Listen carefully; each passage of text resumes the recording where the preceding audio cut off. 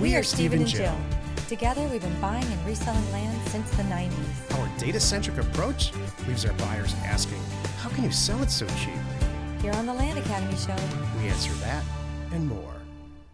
I'm Steve and Jack Butala. And I'm Jill DeWit, and this is the Land Academy Show. This is episode number 2148. Today, Jill and I are talking about how to transition from side hustle to full-time land investing. Yesterday, we kind of ended in a natural transition from the topic yesterday to the topic today. Yesterday, we were talking about staying motivated and when you're not actually seeing results. And I ended on this. This younger generation right now was kind of born with the internet in their mouth. I don't believe that they just have a lot of undue pressure. And it comes from a very positive place. I think there's a lot that's expected of this generation that was not expected of generations before it. Information is at everyone's fingertips, and they're expected to process all this information at a very young age and make it a positive situation for themselves. And I don't think kids at a real young age are supposed to do that. Like they're expected to know how to dig through and sift through it and extrapolate the good stuff. And I don't think it's possible. Every single figurative page you turn on the internet is a constant reminder of, oh, there's someone else more successful than me. Somebody's got more views, more clicks, more likes, more money. They have a faster car, a cooler girl, all of it. And you have to process that into starting your own business, being an amazing person, and then ultimately owning your own company before you're 30 and grossly succeeding. When in fact, it's probably way less than 0.2% of the people that do that. They just happen to be the loudest. Ask your kids, if you have young kids, who they follow on the internet. And it's someone that has, is giving away a car because a million people liked their YouTube channel yesterday, a million more people. And so then they feel like that's the standard. How many basketball players make it to the NBA? Oh my gosh. And how many basketball players those people then hang on to their money and make good decisions? By the way, that's a whole other thing. So yeah. 6. Yeah, exactly. I'm sure that's right. That's good. That's good. This week, week, Jill and I are talking about motivation and confidence. Each day on the show, we answer a question from our Land Academy member forum, Discord forum, and take a deep dive into land-related topics by popular request. Okay, so Jordan T. wrote, hello from Illinois.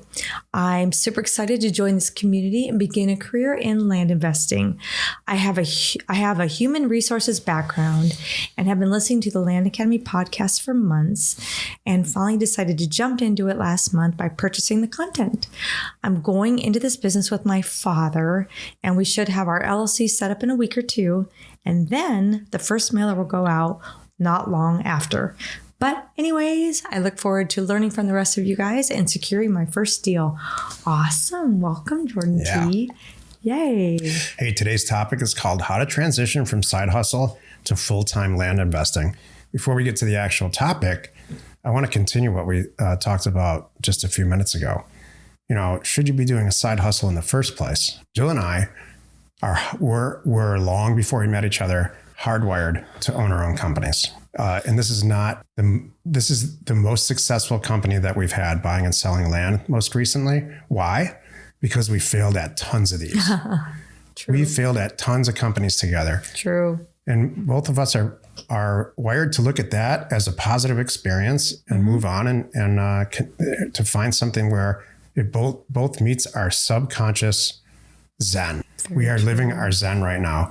I can tell you with personal experience, my Zen is somebody else's nightmare. Mm-hmm.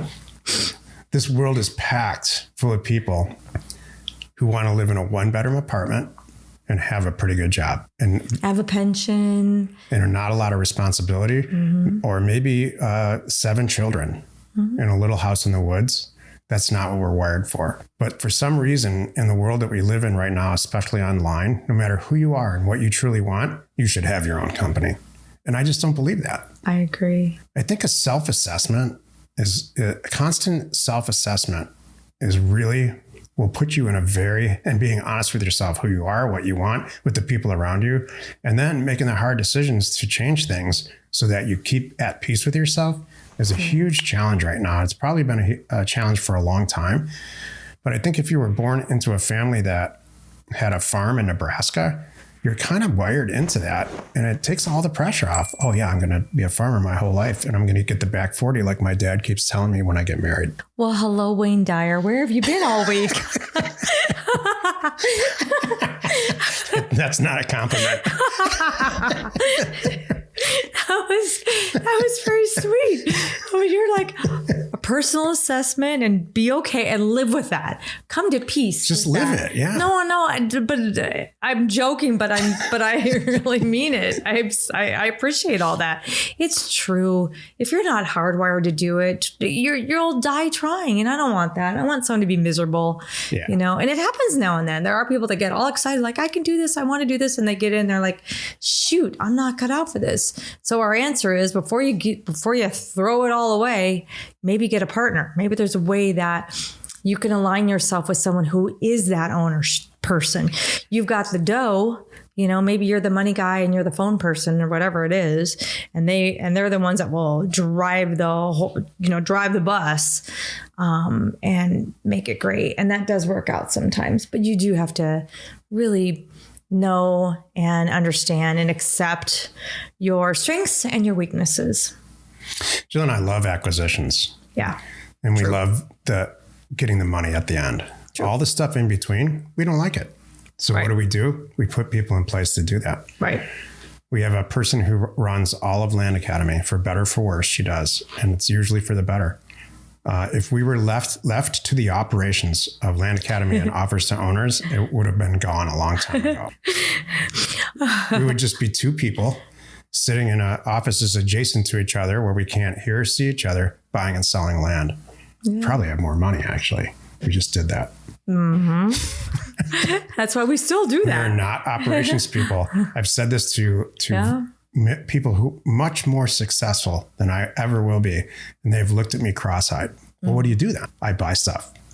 That's it? Yeah. I don't operate it. Yeah. I don't do all the deals or the details. I did one time and I learned I don't like it. I was real honest with myself and said, if I continue to do this, I will be burned out in 6 months and probably never do it again. That's fair. So you got to be real self-assessed on all that. We're very lucky because Jill and I have gotten each other out of jams before. It's interesting. We have a lot of people in Land Academy that are born to do this. They have come from other entrepreneurial, successful entities, and this is just their next one. And that is the best. I agree. When they have that, they're like, bring it. I know how to overcome these obstacles. And they don't see it as the thing is too, it's never a side hustle. It's just the next thing, or it's something they're doing in addition to. I don't think they even word it like that. I've never worded, even though I could probably say that. When I first started, I had a full-time day job, if you will. And then this was on the side with you, but you were doing it full-time. But for me, it was on the side. I never called it a side hustle. It was just the next thing that was going to take over my life. I knew I wanted to make it. Me too. My life and my career. And I did it. I was able to do it finally. Like when you transition, you want to be so secure and so confident, have a lot of the details worked out that you don't worry. We used to say this saying, when you quit your job, you should be saying, I wish I would have done that a year ago, kind of thing. That's when you're ready. This is year number 10. We've had Land Academy. So a lot of people have come and gone. A lot of people have stayed forever. Yeah. And so 99.9% of the people that are still around this has worked for them very well. Yeah. And it's not because we provide amazing information or any of that. It's because they took personal responsibility to make it work. Like I hear this every once in a while. I sent a bunch of mail out and it didn't work. I didn't buy anything. That's because it's not because the mail was wrong or the pricing was wrong or any of that. It's because of what we're talking about today. Mm-hmm. The mailer didn't fail. You failed it. You failed at the mailer. That's what happened. You couldn't write the check. And I'll tell you, this has happened to me many, many times in my career. And not once have I said this doesn't work or this thing failed. What I've said and still say is I screwed something up. I'm not going to quit. I'm going to go back. I'm going to review it. I'm going to figure out what I did wrong. Go back through the steps, deconstruct everything, take it all apart, just like we do in the RV. Mm-hmm. Find out what's wrong with no emotion, fix it, and then move forward. Yeah. If you question yourself and have lack of confidence, or you don't stick to whatever you're trying to do enough or for long enough to gain some experience and some confidence and to move forward, you probably didn't want it in the first place, like playing the guitar. Wow. You brought this all right back. That was beautiful. Thank you. Just like, thank God it's over. Do you have another story you want to share? I could, but I think you want, I don't. You know if you want to buy and sell land, you know if you want to be rich. And you know what your motivation is. And you know if you just want to make $80,000 and live your life. And that's fine. Mm-hmm. The problems are when you're forcing yourself to do something that you don't want to do. Exactly. Join us next week for more fun, hopefully, episodes. Mm-hmm. You are not alone in your real estate ambition. We are Jack and Jill. Information and inspiration to buy undervalued property. We hope you find our content valuable and we appreciate your support. If you have not already, please check out our channel and hit the subscribe button. And your comments and suggestions help us to create the content you're here for. Hitting the like button helps to support our channel's algorithm and gauge your interest for future shows.